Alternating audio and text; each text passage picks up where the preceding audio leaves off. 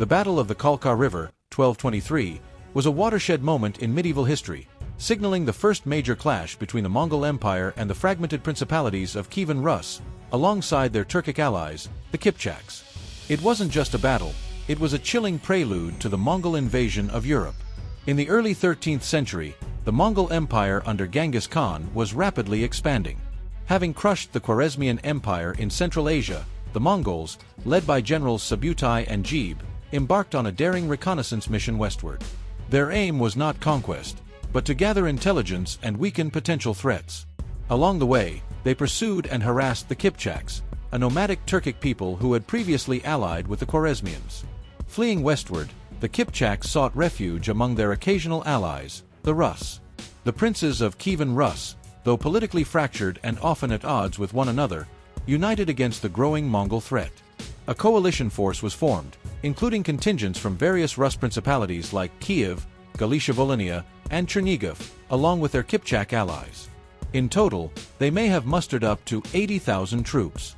The Mongols, numbering around 20,000, were heavily outnumbered, but they relied on superior tactics, discipline, and mobility. Subutai and Jebe employed a feigned retreat, a classic Mongol maneuver. They lured the Rus forces deep into the steppes over 9 days of pursuit, exhausting them and stretching their supply lines. When the Rus-Kipchak coalition finally caught up with the Mongols near the Kalka River, they were disorganized and fatigued. On May 31, 1223, the trap was sprung. The Mongols turned and launched a sudden, coordinated attack. The Rus ranks collapsed in confusion. Units were isolated and picked off methodically. The Kipchaks fled the field early, leaving the Rus exposed. The result was a devastating rout. Thousands of Rus soldiers were killed or drowned trying to flee. Prince Mstislav of Kiev and several other nobles were captured alive. In a grim display of Mongol psychological warfare, the captured princes were executed by being crushed beneath wooden planks while Mongol officers feasted atop them, symbolizing the utter dominance of the Mongols over their enemies. The Battle of the Kalka River did not immediately lead to Mongol occupation. After their victory, Subutai and Jebe turned back east, their mission complete. But the implications were profound.